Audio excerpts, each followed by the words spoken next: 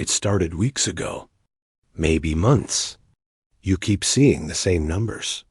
1111 on the clock, 222 on a license plate, 444 on a receipt. You laugh it off. Tell yourself it's random.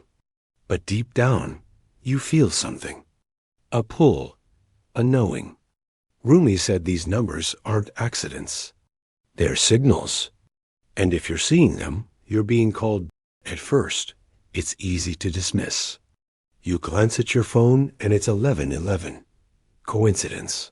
You're driving and the car in front of you has 333 on the plate. Random. You buy coffee and the total is 5.55. Just numbers. But then it keeps happening. Not once, not twice. Every single day. Multiple times a day. And each time you see them, there's that feeling. A little jolt. A momentary pause. Like something inside, you just woke up for a second. Most people experience this and do nothing. They notice. They wonder for a moment. And then they move on. But you're different. You're still here. Still questioning. Still feeling that pull. And that's because somewhere inside, you already know these aren't coincidences. You just don't know what they mean yet. Rumi lived in the 13th century, long before digital clocks and license plates. But he understood something timeless about patterns and repetition. He said that when the universe wants your attention, it doesn't shout. It whispers.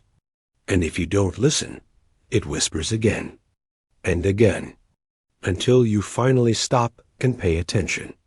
The repeating numbers are those whispers, gentle, persistent, impossible to ignore once you start noticing them. You're sitting in a meeting. Your mind wanders. You check the time. 2:22. You're scrolling through social media. A post was made at 4:44. You're watching a video. The timestamp freezes at 5:55. It's everywhere. And the more you notice, the more it appears. Not because it's happening more, but because you're finally awake to it. Rumi called this synchronicity, the meaningful alignment of inner and outer worlds. When your internal state begins to shift, the external world mirrors it back to you. The numbers aren't causing the shift. They're reflecting it. You're changing, evolving, moving toward something, and the numbers are marking that movement. Like breadcrumbs on a path you didn't know you were walking. But here's where it gets strange. You start testing it. You tell yourself, if this is real, show me the numbers again. And then you look at the clock. 11:11. Your heart skips. You try again later. 3:33. Again. 12:12. It's like the universe heard you. Like something is responding. And that's when the logical mind starts to fracture. Because logic says this should be random. But experience says it's anything. But Rumi would tell you this is the beginning of remembering. Not learning something new, but remembering something you once knew and forgot. That you are not separate from the world around you. That there is an intelligence weaving through everything, connecting moments, aligning events, guiding you toward what you need to see. The numbers are proof of that intelligence. They're showing you that you're not alone in this. That something is paying attention. Different numbers carry different frequencies. 111 often appears when you're on the verge of a new beginning. When something in your life is about to shift, even if you can't see it yet. It's the universe saying, get ready. Pay attention. Something is opening. You might not know what it is. You might not feel ready. But the numbers don't lie. They appear before the shift, not after. 222 shows up during periods of balance and alignment. When you're exactly where you need to be, even if it doesn't feel like it. It's reassurance. A cosmic nod that says, trust this. You're not lost. You're not off track. Everything is unfolding as it should. Rumi wrote about trust constantly. He said the wound is the place where the light enters.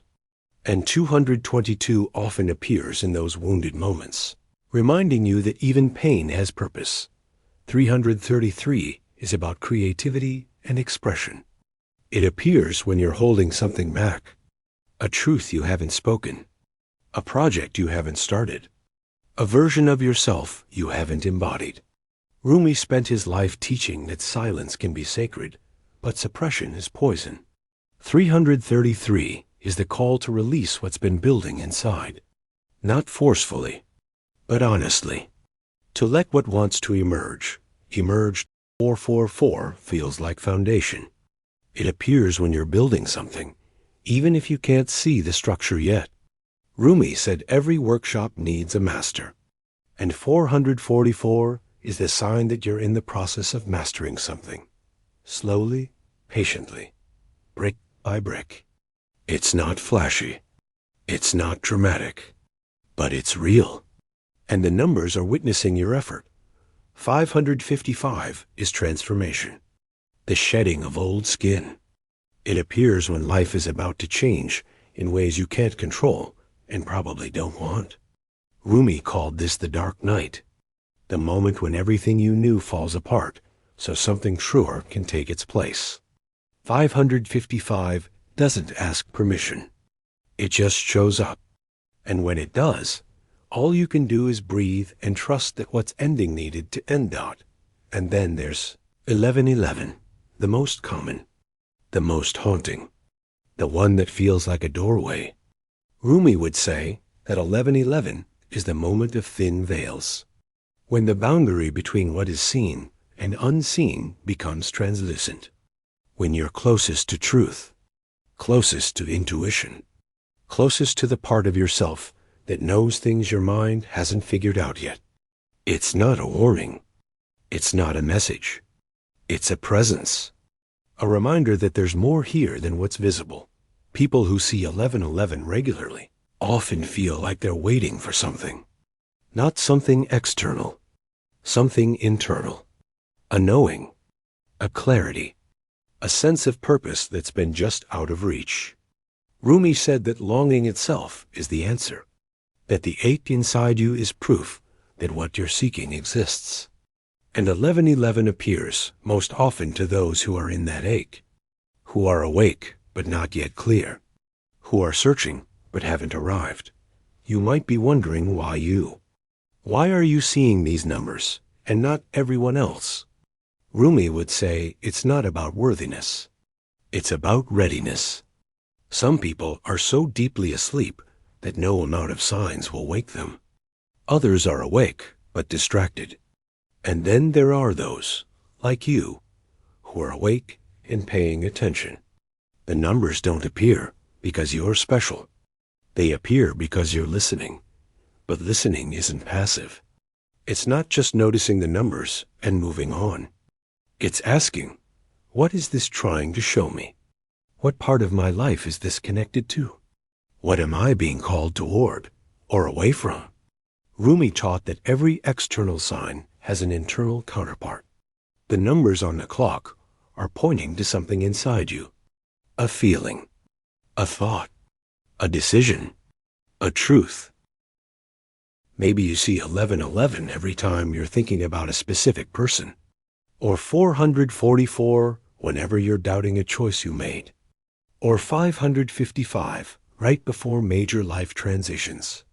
The numbers aren't random, and neither is their timing. They show up in the exact moments when you need confirmation, reassurance, or a gentle push forward. Some people see these numbers during the hardest periods of their lives. Breakups, loss, uncertainty. And in those moments, the numbers feel like a lifeline. Like proof that even when everything is falling apart, there's still an order to it. A design, a reason. Rumi said that you are not a drop in the ocean. You are the entire ocean in a drop. And the repeating numbers are reminders of that vastness. That even in your smallest, most broken moments, you are held by something infinite. But there's also a danger in obsessing over them, in making them mean too much, in waiting for the numbers to tell you what to do. Rumi warned against looking for answers outside yourself. The numbers aren't instructions. They're reflections. They're showing you what you already know, but haven't acknowledged yet. They're not telling you to leave, or stay, or choose. They're just saying, you're at a crossroads, and you already know which way to go. You'll notice the numbers appear less frequently once you've heard the message. Once you've made the shift they were pointing toward, it's like they served their purpose and quietly stepped back. But they never fully disappear. They linger, occasionally showing up just to remind you that you're still connected, still seen, still on the path. Rumi spent his life exploring the space between the visible and invisible. He said that what you seek is seeking you, and the numbers are proof of that seeking. They're the universe reaching toward you at the same time you're reaching toward it. And the moment you realize that, everything changes. The numbers stop feeling random or magical. They just feel true, like the natural language of a world that's far more alive than you are taught to believe. There's a reason this phenomenon is increasing. More people are seeing repeating numbers now than ever before. Not because the numbers are new, but because more people are waking up. More people are questioning. More people are feeling that pull toward something they can't name. And the numbers are meeting them there, validating that pull, saying, yes, you're feeling what you're feeling for a reason. Rumi said that the soul knows its own way, that you don't need to understand everything intellectually to follow what's true. And the numbers are a part of that knowing. You don't need to decode every pattern. You don't need to research angel numbers or numerology unless it resonates. You just need to notice, to pause, to acknowledge that something beyond the surface is communicating with you, and to trust that even if you don't understand it fully, it's guiding you somewhere worth going. You're reading this now, which means you've been seeing the numbers, which means you've been asking questions, which means you're already further along the path than you think. Rumi would remind you that the fact that you're searching is proof that you've already found something. The numbers didn't bring you here. You brought yourself here. The numbers just confirmed what you already knew, that there's more to this life than routine and randomness. That meaning exists, that you are part of something intentional, something vast, something unfolding. So the next time you see 1111, don't just glance and move on. Pause, breathe. Ask yourself, what was I just thinking about? What was I just feeling? What question is sitting in my heart right now? Because the numbers aren't separate from your life. They're woven into it. They're responding to you in real time. And if you listen closely, you'll start to hear what they're really saying. They're saying, you're not lost.